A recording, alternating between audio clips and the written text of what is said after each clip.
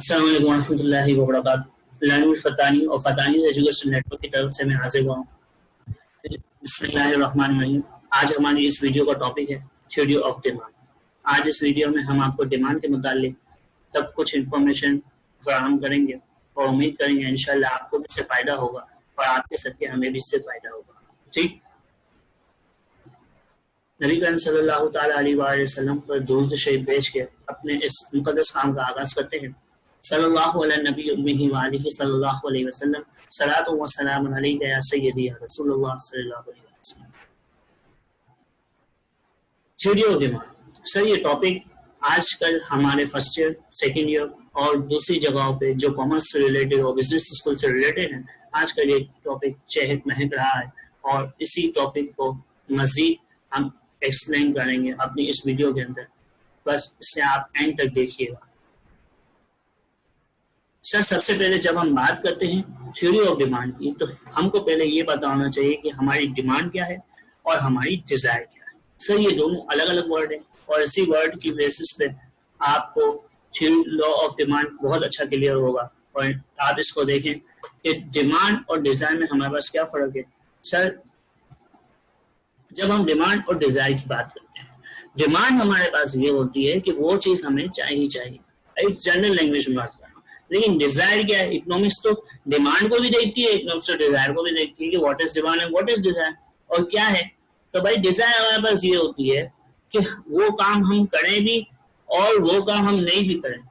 Suppose मैं आपको एक एग्जांपल देता हूँ। अभी इस वक्त हमारे पास कोरोना डेज गुजरे, उसके अंदर हम लोग सेल्फ आइसोलेटेड थे, हम लोग कहीं जा नहीं सकते थे। लेकिन हमने क्या किया, जब हमको थोड़ा सा गवर्नमेंट की तरफ से रिलीफ मिला तो हमने अपने सूट्स बनवाने के लिए शुरू कर दिए। अब जब सर हमने ये काम शुरू किया तो इस दिनों के अंदर हमें अपनी आइटम तैयार करवानी है। और जब हमें अपनी आइटम तैयार करवानी है तो सर हम क्या करेंगे? हम सबसे बेहतरीन तरीका ये कि हम सपोज एक टेलर की बात करते हैं आपसे। अब वो टेलर सूट सी रहा है, अब उस टेलर के पास हम लोग ने सूट सीने को दिया है और हमारी रिक्वायरमेंट है कि हमें सीटीसी यानी शाइनिंग वाले धागे का सूट बनवाना है। लेकिन अगर उस वक्त सीटीसी यानी शाइनिंग वाले धागे का सूट नहीं होता, तब भी आप क्या करते हो? सूट बनवाते हो नॉर्मल कलर धागे से। अब सर जब आप इससे बनाए, इसका क्या मतलब है? डिमांड क्या है आपकी डिमांड ये है कि आपका सूट किसी भी हालत में तैयार होना चाहिए। ये तो डिजायर है कि मिल जाए तो सही है, नहीं है तो कुछ ना कुछ तो करके बनाना ही है ना। इसके बगैर काम नहीं चल सकता। इसी से हमारी नेसेसरी गुड्स होती हैं, उनके बगैर हमारा काम नहीं चल सकता। जैसे मिल्क हो गया, उसके बगैर काम नहीं चल सकता। उसको हम लोग ने एक्स्ट्रा लीव दिया हुआ था। कुछ चीज हमारे 5 बजे बंद होती थी तो कुछ चीज हमारे 8 बजे बंद होती थी। तो ये किस वजह से थी? ये डिमांड के ऊपर बेस करके ये सारे अजम्पशन लिए गए। ठीक, अब हम आते हैं अपने लॉ ऑफ डिमांड के ऊपर, जो आजकल सबसे ज्यादा इंपॉर्टेंट है और आपने इसको समझना है। Statement of law of demand. Sir, statement of law of demand की जब हम बात करते हैं तो it is very necessary for initial student. आप देखें कि इसमें क्या लिखा हुआ है। As the price of the good fall ceteris paribus the demand for the product extend and conversely as the price of the good rises ceteris paribus the demand for the goods products contracts. Sir, जब हम इसकी बात करते हैं तो इसमें बताया जा रहा है कि जब हमारे पास अशिया की कीमतें गिर जाती हैं तो उनकी तलब बढ़ जाती है, और जब हमारे पास अशिया की कीमतें बढ़ जाती हैं तो उनकी तलब गिर जाती है यानी कम हो जाती है। लेकिन सर ये लॉ सिर्फ हर चीज पे फोकस है नहीं। सर, इसमें एक वर्ड लिखा हुआ है सेटल्स पेरिबस। इसका मतलब होता है order thing remaining the same. Sir, order thing remaining the same जब वर्ड हमारे पास लॉ में इस्तेमाल हुआ है तो इसका मतलब है कि कुछ ऐसे अजम्पशंस हैं जो अगर सेम लिए जाएं, कुछ ऐसे अजम्पशंस हैं जो इस लॉ के अंदर 100% करेक्ट लिए हैं, तब आपका लॉ आपको फायदेमंद होगा। Otherwise the law will become fail. यही इश्यू होता है कि हम लोग इसके अजम्पशन सही नहीं लेते और लॉ फेल हो जाता है। आज अभी इस डेफिनेशन के अंदर कुछ ऐसे वर्ड्स हैं जिनको आपको पढ़ने में मसला हो रहा है, तो मैंने उनके मीनिंग्स अपने नेक्स्ट स्लाइड में दिए। जो हमारे दोस्त देख रहे हैं और हमसे पढ़ रहे हैं तो वो इसे अपने पास नोट डाउन कर लें। सर, इसके बाद अंदर वो वर्ड लिखा हुआ है सेटल्स पेरिबस। सर, इसका मतलब ये लैटिन वर्ड है और इसका मतलब होता है order thing remaining the same. और सर ये जो वर्ड लिखा हुआ है ये हमारे पास अजम्पशंस के लिए लिखा हुआ है। मैं दूसरी मतलब बोल रहा हूँ, ये वर्ड हमारे पास assumptions के लिए लिखा हुआ है. Assumptions आप ये बताएंगे, अगर assumptions सही फॉलो नहीं किए जाएंगे तो ये लॉ कामयाब नहीं होगा. इसके बाद हमारे वो वर्ड से एक्सटेंड. एक्सटेंड का मतलब होता है राइजेस करना, कॉन्ट्रैक्ट इसका मतलब होता है फॉल्स करना. अब अगर हम वही जो वापस से पढ़ेंगे तो आप मेरे हिसाब से और ज्यादा बेहतर समझ में आएगा. आप मीनिंग मेरे साथ दोहराइएगा. देखें लॉ क्या लिखा हुआ है. As the prices of the good falls, other thing remaining the same, the demand for the product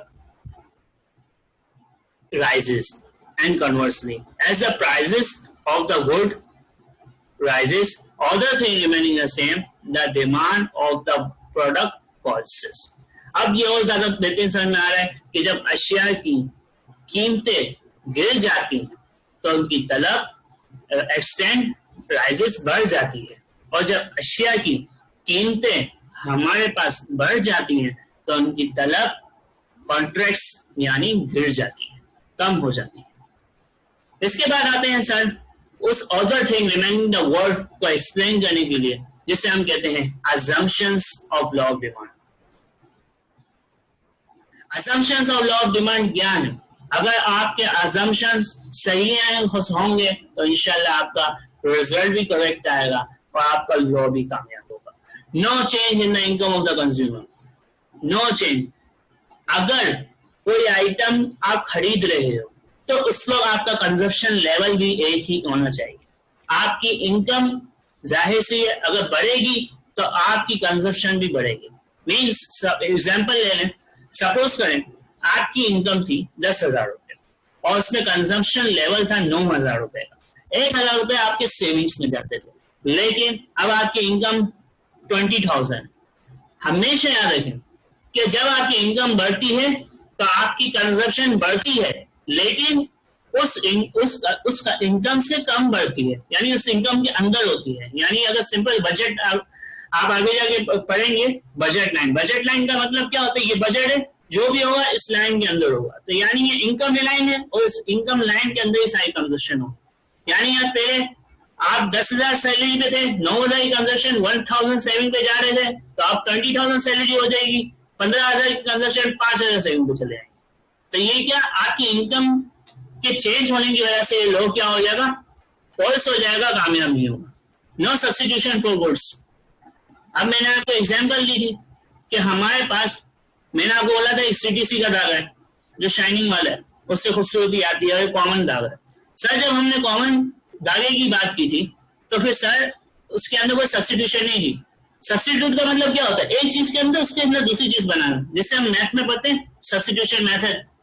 एक वेरिएबल के अंदर दूसरा वेरिएबल हम लोग उसके अंदर एडजस्ट करते हैं और फिर एक वेरिएबल और किसी दूसरे वेरिएबल की हम वैल्यू फाइंड आउट करते हैं. सब्स्टिट्यूशन का मतलब यही है कि आप एक चीज के अंदर दूसरी चीज का. प्राइसेस स्टेबल, प्राइसेस का वही होना, आज उस वक्त उसकी प्राइसेस वही है, लेकिन प्राइसेस भी चेंज नहीं हो. जिस तरह इनकम ऑफ द कंज्यूमर आप चेंज नहीं हो सकते, इनकम चेंज नहीं होगी तो कंजप्शन लेवल चेंज नहीं होगा, और कंजप्शन लेवल चेंज नहीं होगा तो आपकी प्राइसेस भी चेंज नहीं होंगे.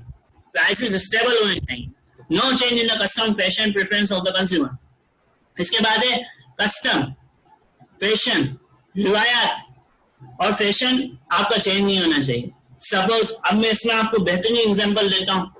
आपने देखा होगा जब हम लोग फैक्ट्रीज के अंदर होते हैं तो फैक्ट्रीज के अंदर जो सबसे ज्यादा रॉ मटेरियल खरीदा जाता है वो खान माल होता है. अब खान माल में आप सबसे ज्यादा एग्जांपल ले लें प्लेन कॉटन. अब प्लेन कॉटन एक ऐसा कपड़ा है जिसके ऊपर कुछ भी काम नहीं किया हुआ, ठीक है, कोई कलर नहीं है, ठीक है, एकदम ऑफ वाइट है और उस पर हम काम करवाते हैं. अगर आप बिजनेसमैन होते और मैं आपको बोलता कि सर इस वक्त ये हमको क्या मिल रहा है, थोड़ा सस्ता मिल रहा है, थोड़ा कॉस्टली मिल रहा है, आप इसको ले लें, तो आप इसको ले लेते. अच्छा एक एग्जांपल ये. अब दूसरी बात से अज्यूम करो क्या अगर हमारे पास ये होता कि अगर हमारे पास कोई आइटम आती और वो एकदम फैशनेबल होती. फैशनेबल क्या ये मतलब डिजाइन बने हुए होते, तो फिर मैं आपको बोलता सर ये हमको थोड़ी सस्ती मिल रही है, आप ये ले लो चीपेस्ट है, तो फिर आप सोचते थोड़ी लेते, थोड़ी नहीं लेते. अच्छा आपने कम क्यों ली? कम लेने की वजह कल सुबह इसका अगर फैशन खत्म हो गया तो इसकी डिमांड नहीं रहेगी, ठीक है ना. फैशन खत्म हो गया तो इसकी डिमांड नहीं रहेगी. लेकिन आप मेरे को बताएं जो आपने प्लेन कॉटन ली थी इतनी सारी और इतना सारा लेके आपने अपना स्टॉक जमा करके रखा था, आज के 10 साल के बाद भी आप बेचेंगे ना तब उसकी वही डिमांड रहेगी. क्यों डिमांड रहेगी? क्योंकि उसके अंदर सब्स्टिट्यूशन नहीं हुई है। ये जो आपने सब्स्टिट्यूशन फॉर गुड्स पढ़ा है ना, ये सब्स्टिट्यूशन क्या है कि उसके अंदर चेंजेस लाना, और इस चेंजेस में क्या बनता है, फैशन बनता है। और फैशन क्या एक हद तक चलता है, हर वक्त वही फैशन नहीं चलता। कंज्यूमर की प्रेफरेंस चेंज हो जाती है, आज उसको कोई और डिजाइन पसंद है, कल उसको कोई और डिजाइन पसंद है। तो इसका क्या मतलब है, लॉ बोलता है कि आपकी कस्टम के फैशन में प्रेफरेंस और उसमें भी चेंजेस नहीं होनी चाहिए। अच्छा, इसके बाद size of population is stable, size of population में आपका चेंज नहीं होना चाहिए, ठीक। Taxes rate are stable. अब वही बात आ गई प्राइसेस की, हमने बात की। सपोज अभी आप एग्जांपल ले लीजिए, अगर आप कुछ ऐसा पहले टैक्सेस बढ़ गए थे पाकिस्तान के अंदर, तो फिर क्या हुआ था, चीजों की कीमतें बहुत ज्यादा बढ़ गई थी। तो चीजों की कीमतें बढ़ गई थी तो वही लॉ फॉलो हुआ था कि उनकी डिमांड कम हो गई थी, ठीक है। लेकिन कुछ ऐसी अशिया होती है जिनकी डिमांड बहुत मुश्किल है कम होती है, वो इंशाल्लाह आप जब मैं एडवांस की नई वीडियो बनाऊंगा तो उसमें आपको दिखा दूंगा। अब सर जब हम इसकी बात करते हैं, taxes rate are stable, climate and weather condition वो भी स्टेबल होनी चाहिए, वो भी वही होनी चाहिए। तो ये क्यों कहा जा रहा है, क्योंकि जब हम लोग इन सारे अजम्पशंस को जब फॉलो कर लेंगे ना, तब हमारा लॉ सही हो जाएगा, उसका रिजल्ट हमारे पास करेक्ट आ जाएगा। अब वापस मैं आपको बता दूं, इनकम की कंज्यूमर की इनकम चेंज नहीं होनी चाहिए, substitution for goods, prices are stable होने चाहिए, साइज पॉपुलेशन का नहीं चेंज होना चाहिए, टैक्सेस रेट भी वही होने चाहिए, क्लाइमेट एंड वेदर कंडीशन भी वही होनी चाहिए। ये assumption all thing remaining the same की तशरीह है, उसकी वजाहत करते हैं। इलस्ट्रेशन, लॉ को अप्लाई करना शेड्यूल में और डायग्राम में, ये मांगा जाता है आजकल, और इसी जरिए हम लोग मोस्ट क्विक रिप्रेजेंटेशन देते हैं। आए हम भी कुछ आपको दिखाते हैं। देखें, इसके अंदर सबसे पहले मैंने दिखाया है कि हमारे पास कोई भी आइटम थी 10 रुपए की थी तो 1000 क्वांटिटी इसकी चल रही थी। 9 रुपए की हुई यानी उसकी अशिया कम हुई तो 1200 रुपए से मजीद उसकी क्वांटिटी बढ़ गई। 8 रुपए की हुई फिर मजीद उसकी क्वांटिटी बढ़ गई। 7 रुपए की हुई फिर 1700, 6 रुपए की तो 2000, 5 रुपए की तो 2400। इसका क्या मतलब है कि आपका लॉ एकदम पूरा फुलफिल हो रहा है, लेकिन फुलफिल किसके साथ हो रहा है, सिर्फ क्या वो कॉन्ट्रैक्ट और क्या हो एक्सटेंड के वर्ड के साथ हो रहा है, नहीं, order thing remaining the same का वर्ड भी इससे अप्लाई हो रहा है, तब ये लॉ एकदम सीधा सीक्वेंस पे चल रहा है। आप में अब इसकी हमेशा याद रखिएगा, इब्तिदाई शक्ल इसकी ये होती है, यानी ये जो हमारे पास कर्व है ये downward from right to left होता है, यानी हम इसको हमेशा ये दिखाते हैं, ठीक है। लेकिन ये हमारे पास नॉर्मल कंडीशन में होता है ये वाला कर्व। हाँ, अगर आपकी डिमांड चेंज हो रही है, आपका कोई अजम्पशन सही नहीं हो रहा, तो फिर इसको हम लोग नाम देते हैं शिफ्टिंग इन डिमांड कर्व। उसको भी हम आपके सामने नेक्स्ट स्लाइड में बताएंगे कि शिफ्टिंग इन डिमांड कर्व क्या होती है, फैशन की वजह से किस तरह चेंज हो रहा है, कस्टम की वजह से जिस तरह कस्टमर की प्रेफरेंस कैसे चेंज हो रही है, वो आप हमारी नेक्स्ट स्लाइड में देखेंगे। फिलहाल अभी हमको ये याद रखना है कि नॉर्मल डिमांड कर्व जो होता है वो डाउनवर्ड होता है राइट टू लेफ्ट, ठीक है। शिफ्टिंग इन डिमांड कर्व हमारा नेक्स्ट टॉपिक। चल, शिफ्टिंग इन डिमांड कर्व, अब ऑर्डर से रिमेनिंग से हमारा क्लियर हो गया, तो हमें लगता है कि अगर अजम्पशन फॉलो नहीं होते तो फिर शिफ्टिंग इन डिमांड कर्व तो होगा। Sir, shifting in demand curve होने की वजह क्या है, changes in income level, changes in market size, change in the price of the related goods and services. इधर मैंने 3 लिखे हैं, चूंकि ज्यादातर यही एब्जॉर्ब किए जाते हैं और उनके ऊपर ही होता है, लेकिन दूसरी चीजें भी इनके सब्स्टिट्यूट होके आ जाती हैं।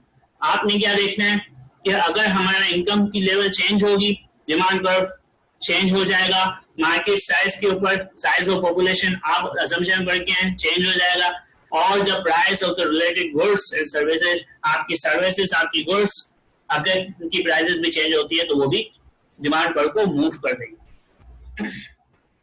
अब हम देखते हैं सर, पहले भी हमने स्केड्यूल बनाया था, अब भी हमने इसको शो करने के लिए एक स्केड्यूल बनाया है। सर, इस स्केड्यूल के अंदर देखते हैं कि जब मेरे पास 10 रुपए की चीज थी तो वो 1000 क्वांटिटी बिकती थी, अब वो कितनी बिक रही है, 1500 बिक रही है।